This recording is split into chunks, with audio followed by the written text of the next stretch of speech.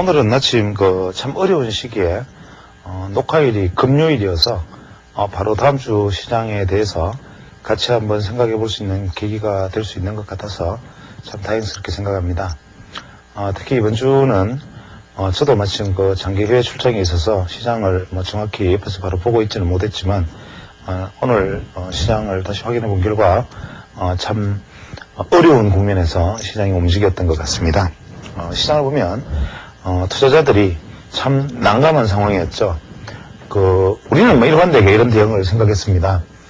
이렇게 상승해서 조정을 받고 상승을 해서 이게 700포인트다. 700포인트고 그 다음에 항상 요즘 들어 자주 그랬던 그림이죠. 이러한 어떤 조정을 보이는데 이 조정이 우리가 여기서 140포인트, 여기서 140포인트면 하락 목표치가 대충 730포인트 정도가 될 것이다. 근데 파동 논리로만 만약에 본다면 슈생을 엘리어트 파동 따위로 예측한다는 것 자체는 사실 난센스지만 시장의 현재 상황을 설명하기 위해서 파동 논리로만 본다면 만약에 파동의 이치를 따라서 A 파동보다 C 파동이 1.618배 길이를 갖는다고 생각한다면 이 140포인트에 곱하기 1.618배는 대충 정답이 한 650포인트 정도 되겠죠. 그러나 이론상은 650포인트 정도가 될 수 있으나 우리가 엘리어트 파동이라는 것을 예측 수단으로서 활용하는 것은 무리라 하더라도 과거를 설명하는데 혹은 어떤 기준을 삼는데 가장 좋은 자료라는 관점에 동의를 한다면 이 1파동의 고점인 700선을 무너뜨려서는 곤란하다. 이것은 엘리어트 파동의 관점에서 보는 거라 그랬죠. 그래서 어떤 경우든 이 700선은 지켜져야만 할 선이고 목표치가 만약에 1.618배의 목표를 하락을 보인다면 650포인트까지 와야 되니까 단순히 상승에 대한 조정이라는 논리로만 바라본다면 이것은 상승에 대한 조정 논리로만 바라본다면 이 앞에 파동은 대세 전환, 즉 대세의 상승을 위한 전환이 아니고 과거에 이렇게 떨어졌던 파동에 대한 기술적 반등 국면에 지나지 않는다라는 얘기가 되고 파동론으로 보면 이해가 되시리라 믿습니다. 예전에 제가 파동 강좌를 할 때 설명을 누차 드렸던 부분인데 현재 이것이 다시 정리하면 700포인트에서 러닝 커렉션 상승을 해서 이 러닝 커렉션 이후에는 이 상승폭이 보통 1대1로 나온다. 이 이야기는 자주 말씀드렸으니까 여기서 이게 240포인트 상승 저점에서 여기가 240포인트 상승. 희한하게 파동 논리가 딱딱 들어맞습니다. 지금 시장은. 그런데 파동 논리로 이것이 대세 상승의 제1파동이냐 전환파동이냐 아니냐 이 논리를 만약에 배제하고 생각한다면 우리 시장의 하락은 충분히 이렇게 940에서 800, 870, 650까지도 조정이 가능하다라는 얘기가 되고 단 이러한 어떤 전의 앞쪽 파동을 생각하지 않고 조정만 놓고 생각해서 이까지 온다면 이것은 앞으로 대세 전환을 위한 중기 반전이 아닌 아직까지도 긴 하락축에서의 기술적 반등 국면이기 때문에 또 이렇게 갈지도 모른다. 이런 얘기가 되어버리니까 이후에 다시 또 이렇게 흘러갈지도 몰라라는 얘기가 되고 이것이 만약에 지켜진다면 700선이 지켜진다면 우리가 엘리어트식 이야기로 치면 불변의 법칙을 깨지 않는 것이기 때문에 이 상승의 한계의 이 파동은 이 조정 후에 되돌아간다 하더라도 이것은 전체 하나의 상승 파동으로 즉 대세가 전환되는 파동으로 인정해 줄 수가 있다. 이런 얘기를 드렸습니다. 그래서 현재까지 이 방송을 우리가 진행하면서 우리 시청자 여러분들하고 저하고 같이 세운 전략이라고 만약 표현한다면 우리는 지금까지 이러한 전략을 세워왔습니다. 750포인트가 무너지면 이것은 일단 1차 예비 매수의 신호로 보자. 730포인트가 도달하면 이것은 매수 국면이다. 본격 매수 국면이다. 단 700포인트가 무너지면 무너지면 현재 여기에서 산 이 부분들은 여기서 청산해버리자. 이 이야기를 드렸죠. 즉 이것은 무슨 얘기냐면 이 고점에서 현재 주식을 보유하고 계시는 분들은 이것이 700이 무너지든 무너지지 않든 그 의미는 이미 없습니다. 이유는 반드시 언젠가는 되돌림으로 이만큼은 올라가기 끝이기 때문에 여기에서 소위 막말로 물려있는 분들은 이것이 여기에서 돌리든 여기에서 돌리든 시간의 차이일 뿐이지 반드시 이 고점은 되돌아가는 고점이기 때문에 걱정할 필요가 없는데 제가 말씀드렸던 정거장 우리가 주식 투자를 지금은 사지 말고 이때가 되면 하자라고 말씀드렸던 50 매도 신호, 본격 30 매수 신호 이런 경우에 여기서 매수를 한다면 이 손실선을 여기로 딱 정해주는 의미 있는 매수 손실선을 정해두고 주식 투자를 하자 이 말씀을 드린 거죠. 그래서 제가 누차 말씀드린 것이 우리가 주식 투자라는 것은 내가 손실을 최소화할 수 있는 확실한 라인이 지지선이 존재하는 국면에서 주식을 투자해야 되고 또 내가 어떠한 시점에서 진입을 했을 때 그것이 최소의 손실로 도로 나올 수 있는 국면이 이 지점이라면 사실은 이 구간대 730에서 750에서 700대의 이 구간대는 우리가 주식 투자하면서 자주 만나기 힘든 아주 절묘한 진입 지점이죠. 이것은 우리가 보통 주가의 방향을 개구리 뛰는 것처럼 위로 갈지 밑으로 갈지 아무도 예측할 수 없다는 명제에 동의를 한다면 우리는 이러한 어떤 주가가 이렇게 가다가 이렇게 갈 수 있는 지점 이렇게 가다가 이렇게 갈 수 있는 지점에 진입을 해서 내 생각대로 이렇게 가면 수익을 내고 내 생각과 반대로 이렇게 가면 빨리 청산해버리고 이렇게 가면 수익을 내고 이렇게 가면 빨리 청산하고 이 안에서는 주식 투자를 할 필요가 없다. 이러한 논리에서 사실은 이 구간대라는 것은 대단히 중요한 의미가 있는 어떤 매수 구간대에 속하는 것이죠. 그래서 자 우리는 그때 지금까지 계속 현재 이러한 전략으로 지금까지 진행해 왔는데 사실은 뭐 지나고 나서 이런 얘기를 하는 것이 큰 의미는 없습니다만은 이것이 공개적인 방송이라는 것을 고려하여서 이렇게 표현한 것이지 실제로 주가는 730까지는 조정을 할 것으로 보입니다. 그때까지는 사실 주식을 사지 마십시오라는 얘기를 계속 해온 것이지요. 그런데 당일날 다행인지 불행인지 750포인트 위에 있던 주가가 순식간에 개발하가면서 720포인트 수준에서 내려와서 700포인트까지 딱 떨어졌습니다. 그럼 이때 이것은 사는 국면이냐 그렇지 않은 국면이냐 정답 그냥 매수하는 국면이죠. 왜? 이 조건에 지금 들어와 있는 국면이니까 참 오히려 쉬운 국면이죠. 이렇게 매수를 해서 다음날 이것이 붕괴된다면 바로 조금만 차비를 내고 그냥 버스에서 내리면 되는 것이니까. 그래서 우리는 여기서 일단 매수를 했다고 가정을 하고 진행을 합니다. 이런 경우에 당신 참 황당한 소리 하는 거 아니냐. 비록 750 이하, 즉 730 정도에서 매수를 하고 700 이하에서 만약에 단기 매수한 부분은 청산하라고 얘기를 했지만 과연 그 순간에 지금 살 수 있겠느냐. 주가가 720으로 바로 떨어져서 700포인트 그것도 잠시 건드리고 내려왔는데 그러나 주식이라는 것은 내게 걸리는 지점에서는 내가 원칙을 세운 대로 행동하는 것이고 내가 원칙을 세운 데서 어긋나면 그것은 내가 비록 세웠던 가정이 아무리 그럴듯하다 하더라도 그것을 쉽게 청산하는 것이 주식이라고 본다면 이것은 일단 매수 국면에서는 분명하다. 그 다음에 그렇다면 이제는 어떻게 대응할 것인가라는 문제를 생각을 해야 되는데 자 이제는 두 가지 가능성이 있습니다. 일단 우리가 이제 이렇게 하락을 보이다가 지금 현재 여기서 매수를 했다 가정을 하고 지금 이틀간의 주가가 소폭 큰 폭해서 약 하락폭의 거의 한 80%를 지금 만회를 했습니다.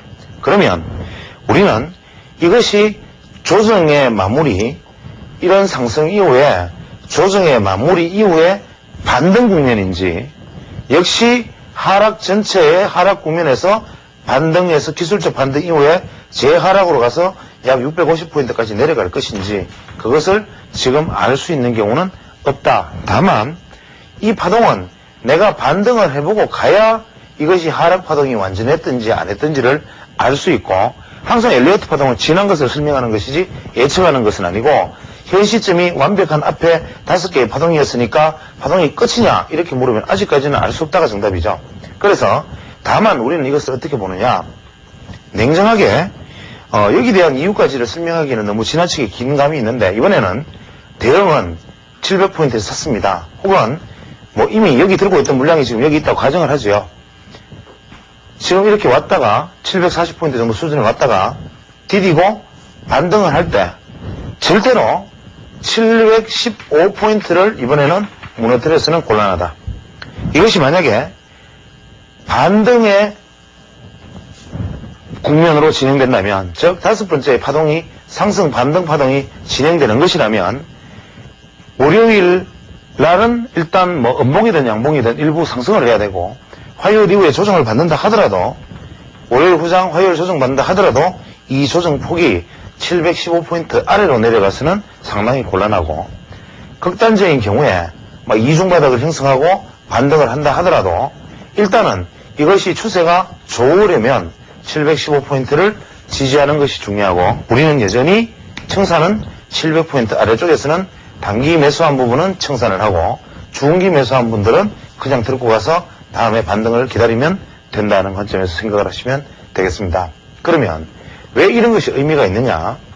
제가 예전에 각도론이라는 관점에서 생각할 때 지금 현재의 그 시장을 우리가 분석을 할 때 다양한 어떤 방식으로 볼 수가 있습니다. 과거의 각도론을 기억하시는지는 모르겠으나 상승 주추세가 1대1의 어떤 대형선을 넘어서는 강한 추세각을 형성할 경우, 상승의 주추세가 이렇게 1대1 대형선을 유지할 경우, 상승 주추세가 이렇게 완만하게 유지될 경우, 이런 경우에는 어떻게 되느냐?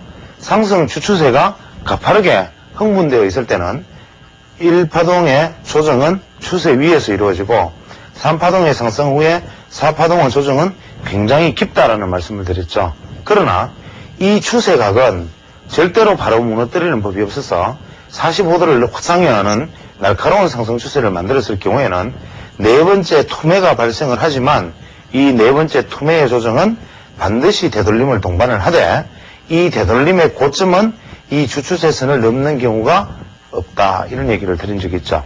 그래서 우리는 이미 여기에서 만약에 반등을 해준다면 이미 이번 상승은 이중 천정의 형태를 취할 것이다 라는 예측을 일정 부분 해볼 수도 있다라는 이야기가 될 수도 있고, 그렇다면 현재 우리는 이 눌림목의 깊이가 깊었다는 이유로 이 고점이 950포인트 플러스 마이너스 약 한 몇십 포인트 정도, 이 정도 선에서 일단 이러한 형태의 천장을 형성하고 다음에 일단 중기 조정이 후반기에는 들어가지 않겠는가라는 생각을 이미 여기서는 해볼 수가 있다.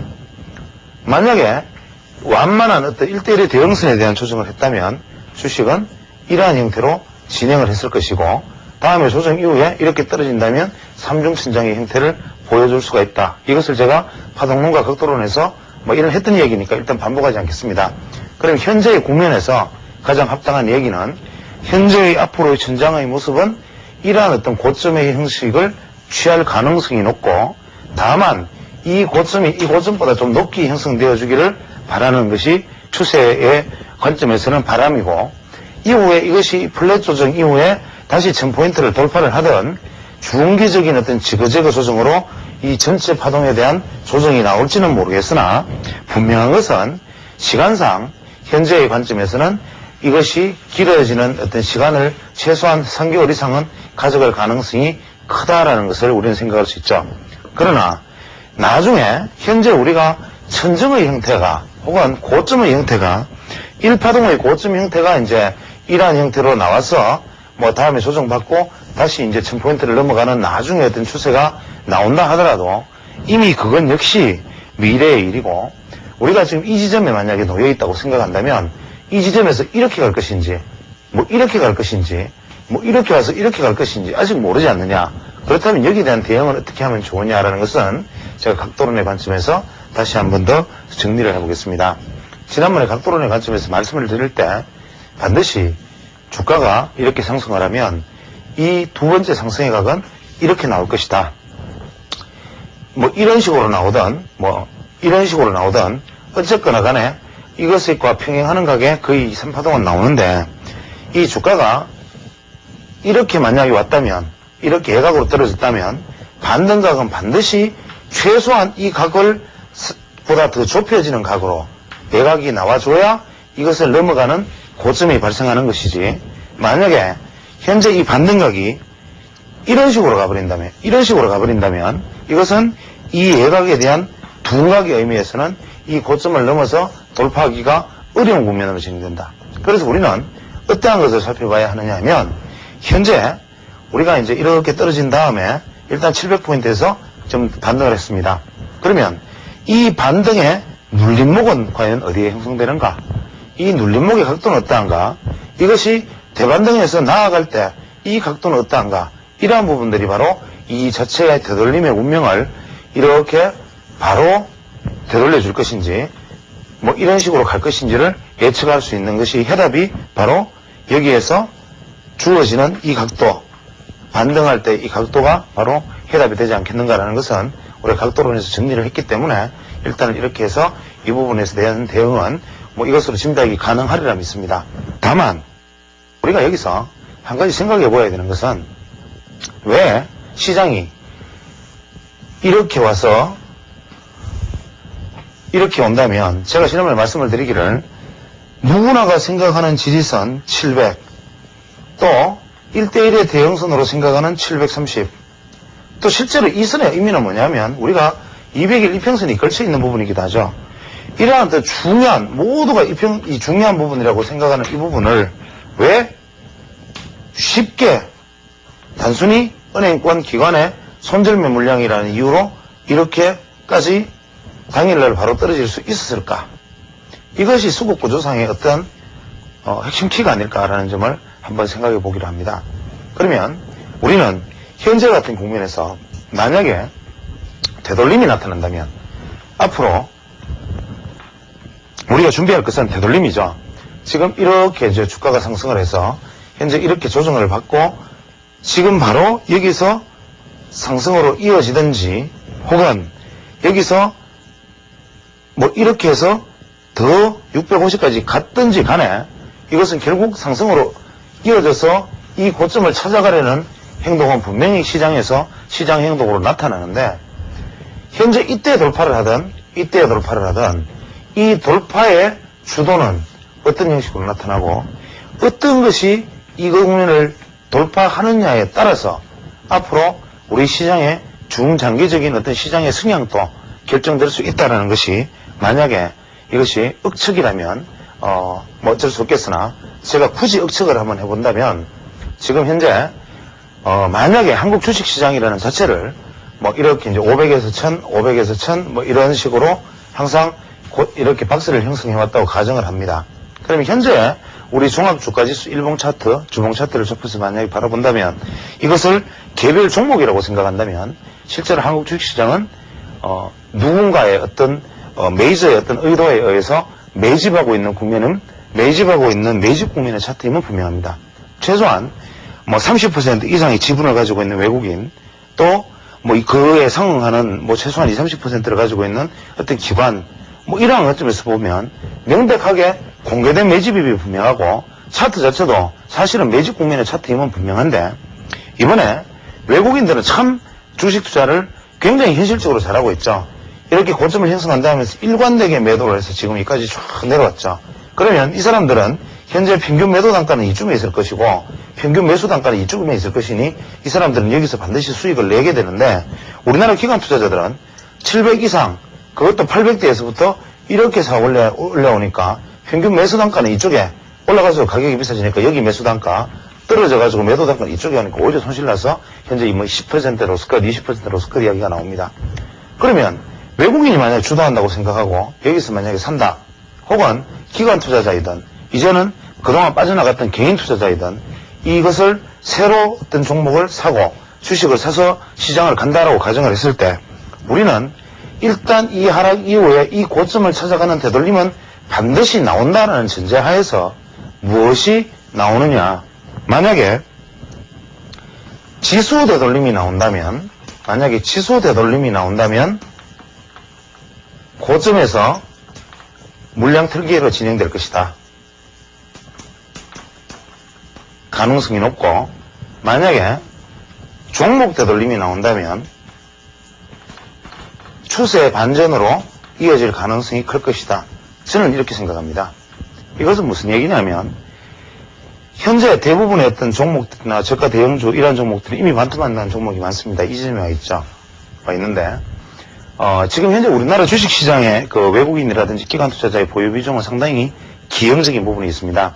외국인 투자 비중, 기관 투자 비중을 합했을 때 전체 기관과 외국인이 보유하고 있는 비중이 70%, 60%를 속출하는 종목이 우량주 속에 많고, 외국인과 기관을 토탈 합해서 10%도 안 되는 종목도 상당히 많습니다. 그러면 현재 이렇게 진행된 국면에서 만약에 반등의 국면이 기존 매집되어 있던 종목, 만약에 외국인마다 다 틀리고 실제로 우리가 수급상의 문제에서 매집 세력 뭐 이런 얘기를 하지만, 그것은 사실 말하기 좋아하는 사람들이 소수 종목, 중소형 종목, 작전 종목, 불량 종목을 가지고 장난을 치는 작전 세력이 뭐 매집 세력 이렇게 말을 할 수는 있어도, 뭐 외국인 투자자 혹은 뭐 기관 투자자 이런 관점에서 놓고 보았을 때는 매집을 하고 있는 당사자도 이것이 매집이라는 생각은 하지 않을 겁니다.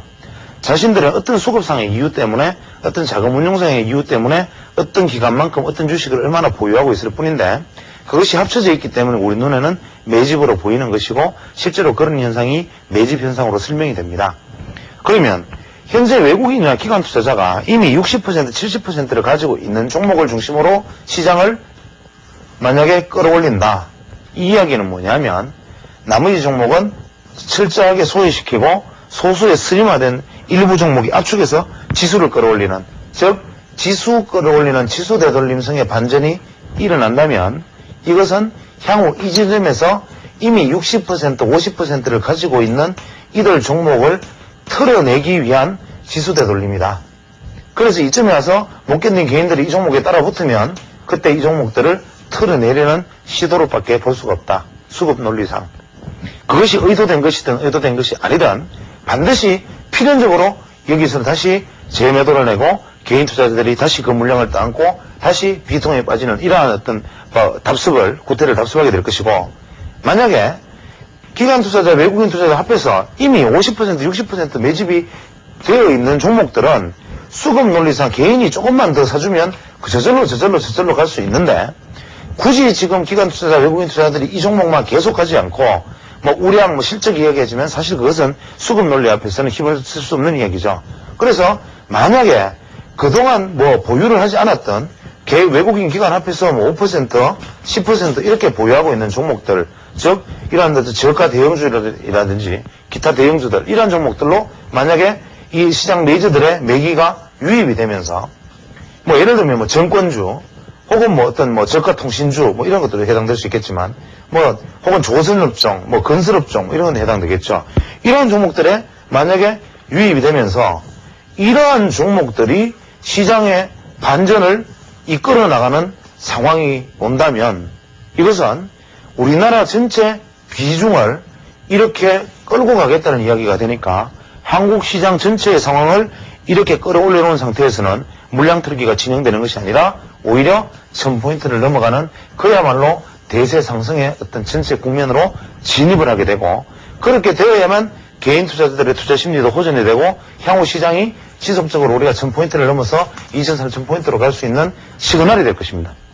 그래서 우리는 이 국면에서 가장 눈여겨보아야 할 것은, 어떠한 종목이, 어떠한 업종이, 어떠한 어떤 형태의 집단이 선두에 있어서 지수를 끌어올리고 기타 종목들을 소외시키는 장으로 되돌림이 이루어진다면 우리는 고점 매도 준비를 하고 물량을 떠안는 오류를 범하지 말고, 예를 들어서 삼성전자가 주도를 하고 뭐 LG전자, SDI 뭐 이러한 종목들이 만약에 슬림화돼서 쫙 반등을 하면서 그 외 종목들은 계속 뭐 더 나빠진다든지 오르지 못한다. 이점에서 또다시 삼성전자의 80만원, 70만원 얘기가 나올 때 이번에는 이 물량을 전부 기관 투자자, 외국인 투자자에게 이쯤 다 줘버려야 됩니다.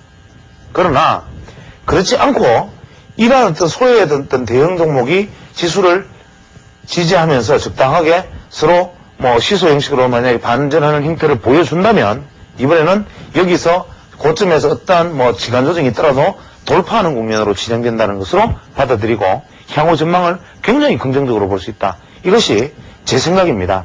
옳든 그러든 간에. 그러면 우리는 어떤 관점에서 지금 현재 종목을 선정해야 하고 보아야 하나. 지금 현재에 예를 들어서 제가 말씀드렸다시피 예를 들어서 700이 바닥이었다 생각하고 상승으로 나아가든 이점에서 어떻게 꺾여서 다시 650에서 갔든 간에 어쨌거나 가는 것이 맞다면 저는 뭐 계속 일관되게 지금 750선 아래 즉 730포인트를 중심으로 매수해서 단기 매수하고 700포인트에서 만약에 손절매를 하되 이게 만약에 이까지 손절매 찬스를 안 주고 그대로 계속 들어올리면 끝까지 보유하자. 이 전략을 지금 세우고 있다는 가정에서 안드립니다. 현재 여러분들 지금 보유하고 있다고 저는 가정을 하는 것이죠. 저하고 이 방송을 같이 오신 분들은. 그러면 만약에 새로 산다면 어떻게 할 것이냐. 뭐 올해는 화요일쯤이나 혹은 뭐 늦어도 수요일이라도 이러한 모습을 보여주겠죠. 이러한 모습을 보여줬을 때 우리는 여기에서 매수를 하는 것이냐. 그렇지 않고 다시 이 고점을 돌파해 나갈 때 이때가 이제 두 번째 주어지는 매수의 국면이죠. 즉 1차 매수의 국면은 우리가 730포인트 무너져서 700포인트까지 다가간 이게 1차 국면이었다면 2차의 국면은 기다려야 됩니다. 이제 더 이상 사면 안 되고 기다려서 이것이 언제가 되든 이러한 형태를 보인 다음에 대반등을 해서 이 앞에 있는 고점, 이것이 현재 오늘의 고점 740포인트이든 월요일날 750포인트를 만들든 770포인트를 만들든 이것이 이렇게 꺾이고 다시 돌파해 나갈 때 국면을 우리는 이제 2차 매수 국면으로 받아들이는데 이때 선두에 서는 종목은 뭐냐? 이거를 유심히 봐야 됩니다. 만약에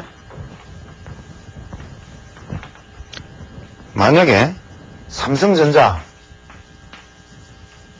블루칩 중에 그 다음에 포스코 그 다음에 SK텔레콤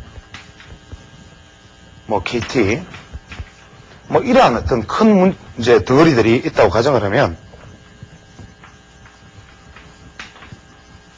뭐 이런 종목들이 있다고 가정하면 삼성전자가 지수를 그 고점을 돌파해 주도를 하느냐 이렇게 되면 LG전자, 뭐 SDI, 뭐 삼성전기, 그 다음에 반도체 관련주 이러한 종목들이 하나의 묶음으로서 지수 되돌림을 해나가고 다른 종목이 소외되어 버리면 나중에 타겟은 우선은 이것을 타겟으로 삼더라도 나중에 결정적인 청산도 이 종목에서 일어나줘야 되고 포스코라든지 한전이라든지 이러한 종목이 나중에 결정적인 국면에서 돌파 국면에서 나선다면 이것은 그 외 소재 뭐 그 다음에 화학 뭐 이러한 업종 건설 이러한 업종들에 이어질 가능성이 크고 SK텔레콤 KTF와 같은 종목들이 가면 KT 뭐 KTF 하나로통신 뭐 이러한 종목들이 또 우리가 그외 뭐 단말기주 이러한 종목들이 테마로 나가거나 국민은행이라면 정권금융주 은행주 이러한 종목들이 나가거나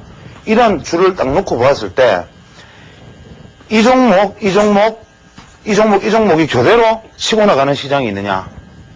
이 중에 하나가 단독으로 치고 나가면서 다른 종목을 소외시키느냐. 이것이 정답이라는 거죠. 그래서 지금은 저는 예상컨대는 막 가장 긍정적으로 본다면 이 중에 하나가 주도주가 생기면서 다른 기타 그동안 물량이 적었던 저가 대형주라든지 그 외 기타 종목이 같이 동시에 반응을 해서 상승을 해나가는 국면을 가장 아이디어한 국면으로 보고 다 소외시켜버리고 이 중에 하나만 나간다면 지수만 끌어올리고 시장은 나빠질 것이다. 그러면 이 중에 어떤 것을 우리는 현재로서 예상할 수 있느냐. 이거를 예상하기 위해서 제가 간단한 기사를 한번 읽어보겠습니다. 어제 오늘 아침 신문, 금요일 아침 신문입니다. 미국 주식에서 신뢰 붕괴, 월드컵 사태 일파만파. 여기 내용을 보면 미국 주식회사의 위기가 심화되고 있다. 미국 제2위 장거리 통신회사인 월드컴이 회계 부정을 저지른 것으로 밝혀져 총체적 불신이 가중되고 달러의 해외 탈출, 정치 불안과 관련 파산 위기에 몰려있다. 미국 주식시장이 위험하다. 이런 얘기고 뭐 이것은 이미 지난 목요일날 우리 주식시장에서 수요일날 크게 반영되었습니다. 또 그 박스 기사로 미국 대형 통신회사 월드컴의 회계 부정 쇼크가 한국 경제에 미치는 경로는 크게 주가와 환율 두 가지로 볼 수 있다. 월드컴이 회계 부정으로 파산 위기에 직면해 있다는 사실이 알려진 26일 한국 증시는 즉각적인 영향을 받았고 지수는 54포인트가 떨어져 701.87을 기록했다. 모 투신운용의 모 시황 팀장은 미국 2위의 통신 서비스 업체가 회계 부정을 저질러야 할 정도로 미국 통신 시장의 경쟁은 치열하고 수익성도 낮다는 사실이 다시 한번 확인되었다. 미국 2위 통신업체가 회계 부정을 저질렀는데 이 회계 부정의 이유가 바로 이분이 말씀하신 거는 통신시장의 통신 경쟁과 마진이 적다는 거죠. 마진이 적다. 이렇게 읽었고, 따라서 국내 주식 투자자들은 자연스럽게 한국의 통신 관련 기업의 장기적인 수익성에 대해서 우려하지 않을 수 없고, 이는 대형 통신주의 주가 하락으로 이어지고 있다라고 말했다. 이것이 한국 통신시장의 그 다음에 텔레콤의 주도로 한 대형 텔레콤의 주도로 주식시장의 하락으로 이어졌다. 또 다른 증권사의 금융시장 팀장은 미국 통신시장이 급격히 위축되고 한국의 IT 관련 장비나 부품이 상당히 수출이 줄어들고 관련 기업의 주가도 크게 영향을 받았다고 말했다. 그래서 이제 앞으로 환율 하락 추세가 이대로 지속된다면 연말에 천원이 깨어지고 대미 수출 비중이 20%를 차지하는 한국 경제는 심각한 타격을 받을 것이며 앞으로 굉장히 결론적으로 굉장히 나쁘다 이러한 이야기를 했고, 또 누가 한 질문은 미국이 회계 부정 때문에 미국 시장에서 자금이 빠져나온다면 그것이 한국과 같은 이머징 마켓으로 흘러들 가능성은 없느냐라고 물었을 때 부인했다고 합니다. 이 이야기를 딱 보면서 우리가 느낄 수 있는 점은 참 어떤 사물에 대해서 말할 수 있는 것은 다르구나라는 생각을 할 수 있습니다. 자, 미국 2위의 텔레콤 업체가 통신 경쟁에서 마진이 나빠서 그걸 견디지 못해서 회계 부정을 저질렀는지, 이것이 당시 미국의 어떤 기술주들의 하나의 전형적인 테마였는지는 알 수가 없으나, 이것이 한국텔레콤, 즉 통신시장의 실적 우려로 이어진다는 것은 논리적으로 전혀 맞지 않죠. 왜냐하면 이것은 인프라와 관련된 사업이기 때문에, 예를 들어서 미국의 텔레콤 시장이 나쁘기 때문에 우리나라 통신 인프라와 관련된 어떤 수출이 나빠진다, 이건 있을 수 있지만, 사실 통신의 인프라는 이 친구들이 우리한테 수출하는 것이지 우리가 이 친구들한테 수출하는 것은 아니죠. 사실 냉정하게 놓고 보면.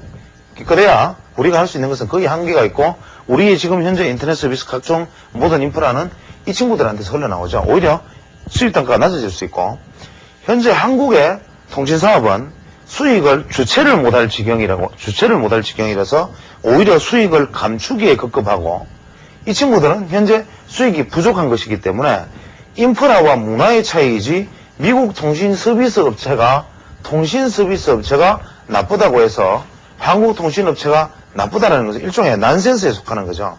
그럼 설령 이것이 100번 양보해서 옳다고 생각을 해봅시다.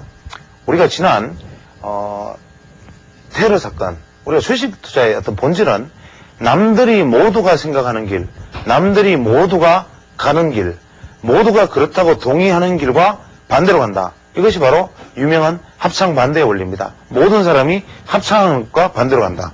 지난번 9.11 테러 사태 때 가장 직격탄을 입었던 종목, 즉 9.11 테러가 일어났을 때 모든 사람이 합창했던 것은 뭐냐면, 항공산업은 큰일 났다. 앞으로 비행기 탑승객은 없을 것이고 비행기 탑승객은 실제로 줄어들고, 그로 인해서 여행업체라든지 그 위에 각종 여행과 관련된 어떤 서비스 업종들은 전부 이제 앞으로 몇 년간 만회하기가 어려운 지경에 이르렀다. 이러한 분석 기사들이 대거 쏟아졌죠. 실제로 그것은 그 당시 상황에서 적극적인 항공주의 하락으로 이어졌는데, 그 이후에 가장 급격한 반등을 이루어냈고, 양시장에서, 한국 시장에서도 가장 먼저 반등에 초점에 섰던 것이 뭐냐? 대한항공, 아시아나항공입니다. 미국에서도 항공사 혹은 한국에서도 여행사. 왜 이런 현상이 벌어지는가? 우리는 주식을 알려진 재료로 시장을 바라볼 것인가 혹은 수급의 논리로 시장을 바라볼 것인가를 생각한다면 우리가 지난번에 9.11 테러 사태 때 빈라덴이 비행기로 트레이딩 센터를 때려서 제일 직격적인 타격을 입었던 항공산업이 향후 주가 반등에 제1번으로 나섰던 경험은 월드텔레콤 이러한 종목이 현재 통신주에 직접적인 타격을 비출 것처럼 보이지만 향후에 나중에 시장은 이것으로 인해서 시장에 영향을 받았지만 나중에 시장은 괘씸막합니다. 한번 생각해 볼 만한 충분한 가치가 있는데 이유는 우리가 시장은 기본적으로 수급이라면 주식이 상승하기 위해서는 매물이 적어야 한다라는 것은 필연입니다.